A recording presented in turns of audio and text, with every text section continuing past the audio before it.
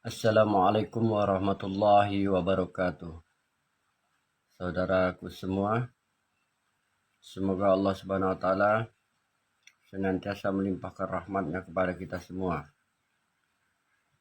Ada satu pertanyaan di grup Berpikir Cerdas Muslim Sejati dari rekan kita dari Malaysia, saudaraku Zulhelmi.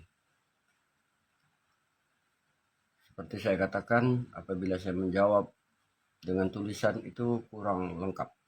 Tapi saya akan berusaha semampunya menyempatkan waktu menjawab dengan video. Pertanyaan adalah, apa manfaat poligami? Untuk menilai apa manfaat poligami, ini tergantung daripada niat orang yang berpoligami. Apabila niatnya untuk bangga-banggaan,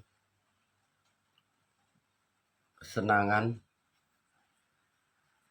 karena ini yang saya lihat, ustadz-ustadz poligami, dia pertontonkan, wah saya istri 2, oh saya mampu, ini cantik, yang satunya lagi cantik. Ini akan mendapatkan keindahan. Dia akan kembali muda, biasa menikmati barang baru, menikmati pujian dari orang-orang.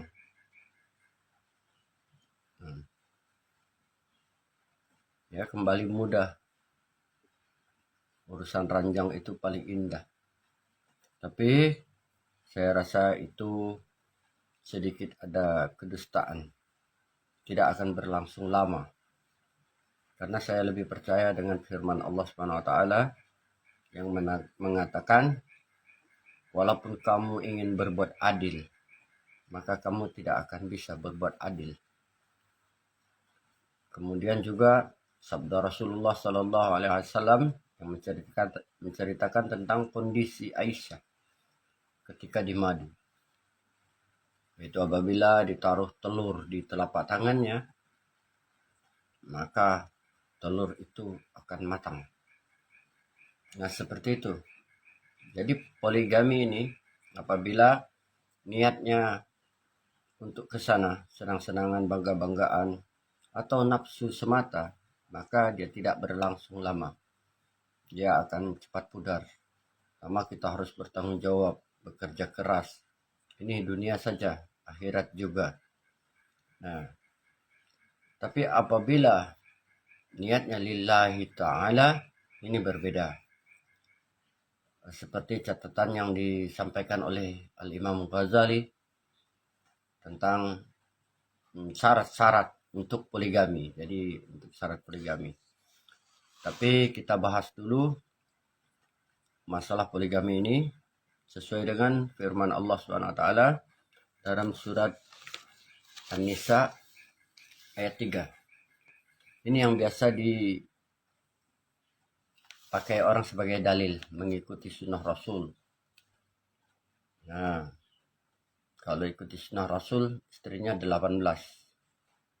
Tapi tidak semua digauli. Dan kemudian 15 yang digauli. Tetapi tidak sama-sama hidup. Ada 11 istri yang digilir. Artinya ada satu waktu istrinya 11 orang itu yang digilir. Nah, dalilnya surat An-Nisa ayat 3 itu saya bacakan. Fa in khiftum alla taqsitu falyatama fankihu ma taba lakum minan nisa'i masna'a wa sulasa wa ruba'a fa in khiftum ta'dilu fawahidatun aw ma malakat aydihim zalika adna ala ta'ullu.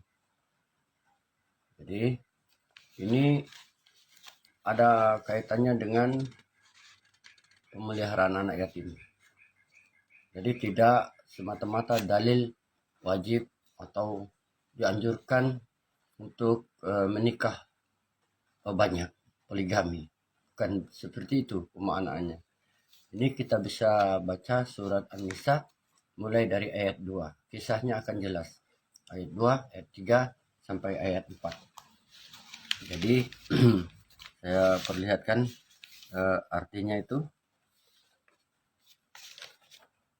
Arti dari ayat itu tadi yaitu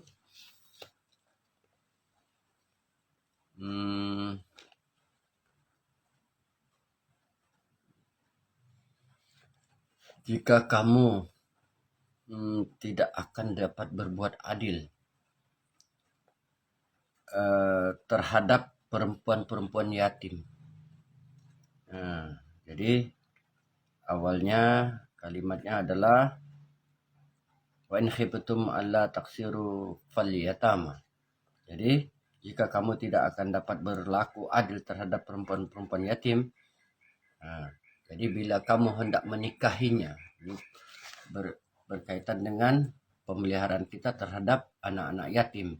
Jadi ketika dia sudah menganjak dewasa dan sudah layak menikah, sementara kita khawatir tidak bisa berbuat adil, maka dianjurkanlah oleh Allah Subhanahu wa taala, maka kawinilah perempuan-perempuan lain yang kamu senangi.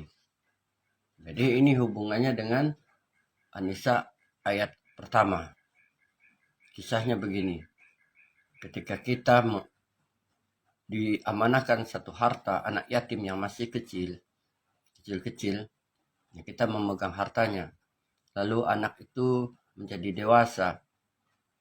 Nah, dia siap untuk menikah.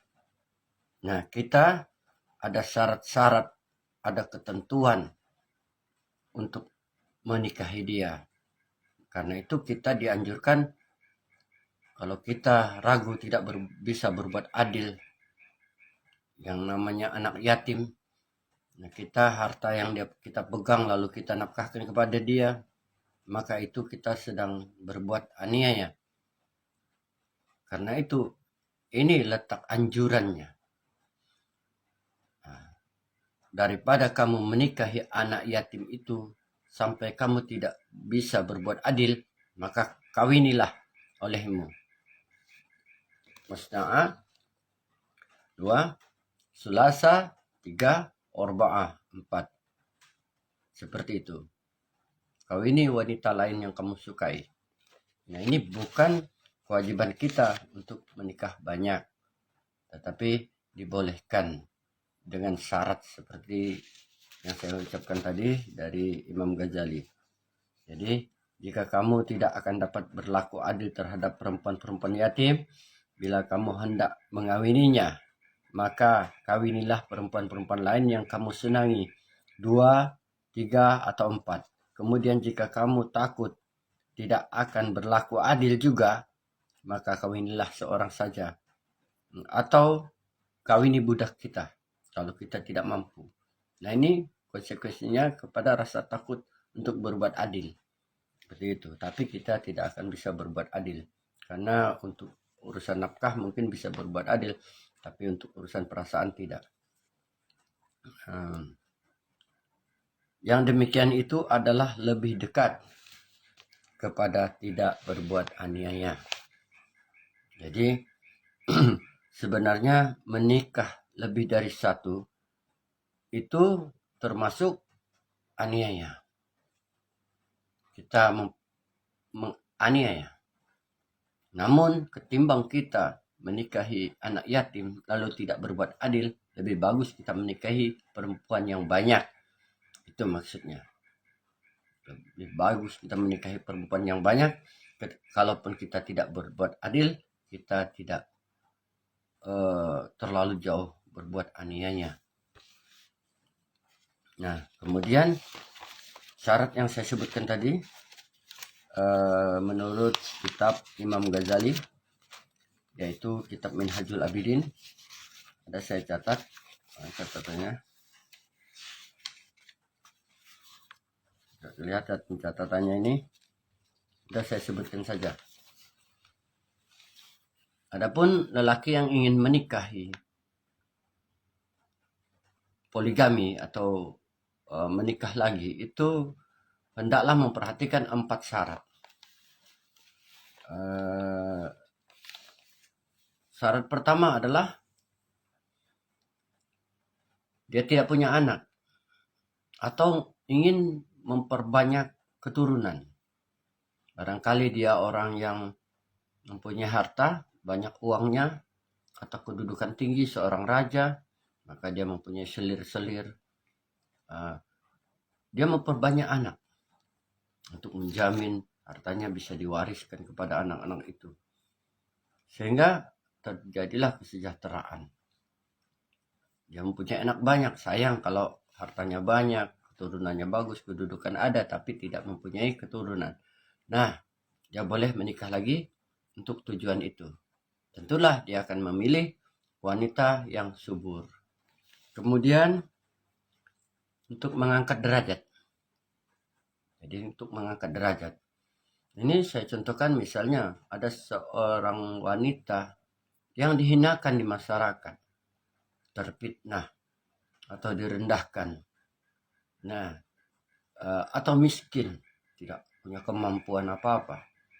Nah, sementara kita mempunyai kelebihan, punya kedudukan yang terhormat, kita angkat derajat dia untuk memberi penghormatan, sehingga orang-orang akan menghormati dia seperti menghormati kita. Umpamalah kita seorang haji, istri kita juga akan dipanggil dengan sebutan Bu Haji. Begitu juga seorang camat, maka istrinya akan ikut-ikutan seimbang menjadi ibu camat, dihormati orang. Nah, ini untuk mengangkat derajat. Kemudian syarat ketiga adalah untuk memberi perlindungan. Nah, ada wanita yang terancam, ada wanita yang selalu dalam masalah. Nah, kita memberi perlindungan kepada dia. Ini biasanya saya contohkan misalnya tawanan perang. Tawanan perang. Nah, dia ditawan. Nah, ini cenderung terganggu pikiran, otaknya, hatinya, dan juga para lelaki itu selalu memandang dia itu mudah untuk didapatkan. Jadi sementara wanita itu punya harga diri, kehormatan, harkat martabat, punya. Jadi juga punya selera, ingin menikah dengan orang-orang tertentu yang dia sukai. Nah, kita boleh menikahinya untuk memberikan perlindungan. Misalnya kita seorang yang berkuasa. Nah, seperti itu. Rasulullah Sallallahu Alaihi Wasallam menikahi seorang tawanan perang, kalau tidak salah namanya Maria. Nah, itu dinikahi untuk memberikan perlindungan kepadanya, karena dia mempunyai paras yang sangat cantik. Nah, cenderung dia akan banyak lelaki yang menggodanya. Tetapi Rasulullah menikahinya, tidak menggaulinya, karena nikah itu punya syarat-syarat suka sama suka atau tidak ada paksaan. Sementara Maria ini tidak hendak digauli, maka Rasulullah tidak menggaulinya meskipun dia tawanan perang dan cantik. Nah, kemudian amanah yang diterima, semisal begini, ketika suatu peperangan Rasulullah Shallallahu Alaihi Wasallam itu memerintahkan sahabat atau berperang bersama sahabat, dan seorang sahabat itu sakratul maut di medan perang. Lalu sahabatnya beramanah kepada Rasulullah Shallallahu Alaihi Wasallam, beramanah apabila umurnya sampai di situ, maka tolong istri saya dipelihara atau dijaga dan sebagainya. Nah, lalu amanah itu diterima. Nah, itu berlaku.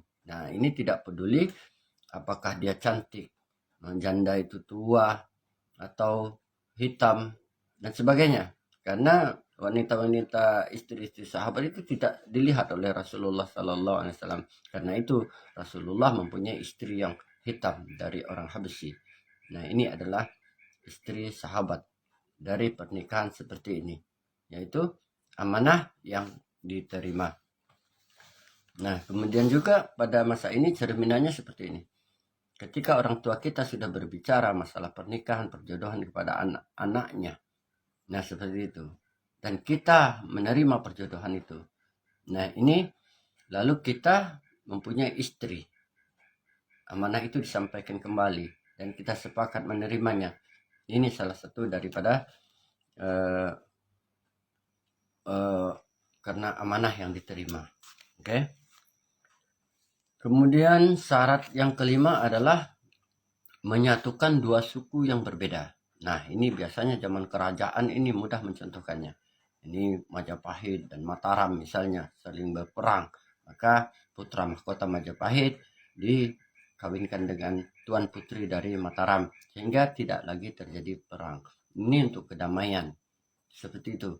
Jadi pernikahan poligami atau rajanya yang sudah mempunyai permaisuri, dia menikahi lagi tuan putri dari kerajaan musuhnya, seperti kisah Jalaluddin di dalam film India itu. Nah, menikah kepada pihak musuh supaya tidak terjadi perang. Nah, tidak terjadi pemberontakan lagi.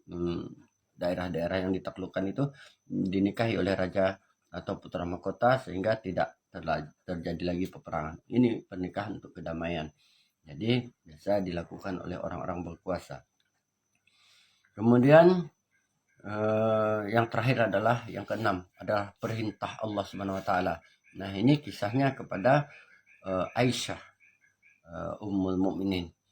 Nah, jadi Aisyah ini dinikahi oleh Rasulullah Sallallahu Alaihi Wasallam pada umur 7 tahun. 7 tahun. Nah, ketika ada yang bertanya mengapa menikahi Aisyah, sesungguhnya pernikahan terhadap Aisyah ini adalah perintah oleh Allah Subhanahu wa taala. Mungkin disebabkan karena contoh. Oke. Jadi jangan kita tanggapi orang-orang berkata, "Oh, ini pedofil atau menyukai anak kecil." Nah, kita mempunyai akal. Kita juga pernah hidup pada tahun 90 80-an. Nah, kita melihat wanita-wanita usia 9 tahun, 7 tahun saat itu sudah matang, sudah dewasa. Bahkan umur 9 tahun, 12 tahun sudah dinikahkan oleh orang tuanya, sudah dewasa. Jangan kita membandingkan dengan anak-anak zaman sekarang, umur 20 tahun saja sudah masih seperti anak-anak. Jadi apalagi di zaman Rasulullah Sallallahu Alaihi Wasallam, mereka tidak terikat oleh wajib sekolah pendidikan wajib ini sampai 6 tahun, 9 tahun, 12 tahun sampai kuliah. Tidak. Jadi mereka sudah matang. Sejak umur 7 tahun itu Aisyah dinikahi oleh Rasulullah Sallallahu Alaihi Wasallam, baru digauli pada umur 9 tahun. Nah, ini untuk wanita sebenarnya sudah matang, sudah usia perkawinan, sudah dewasa zaman itu. Karena wanita itu ditandai dengan haid. Ini sudah masa subur. Jadi juga untuk contoh agar terhindar dari maksiat. Nah, dulu wanita-wanita itu dinikahkan muda itu tidak mengenal pacaran. Nah, coba kita sekarang melihat pernikahan yang terlalu lama, itu mereka berpacaran, gonta-ganti pasangan segala macam. Resikonya maksiat dan bahkan hamil di luar nikah. Namun memang kalau untuk masa sekarang ini menikahi usia 9 tahun itu beresiko kepada gagalnya perkawinan, beresiko kepada kematian. Karena wanita sekarang ini, anak-anak 9 tahun itu belum matang, belum dewasa, belum pola pikirnya, masih bermain, masih happy-happy. Jadi tidak memang sudah sesuai hukum sekarang ini. Cuman jangan kita bandingkan pada zaman Rasulullah Sallallahu Alaihi Wasallam. Umur berapa orang sudah ikut perang? 9 tahun, 10 tahun sudah nenteng senjata, masak, sudah dewasa.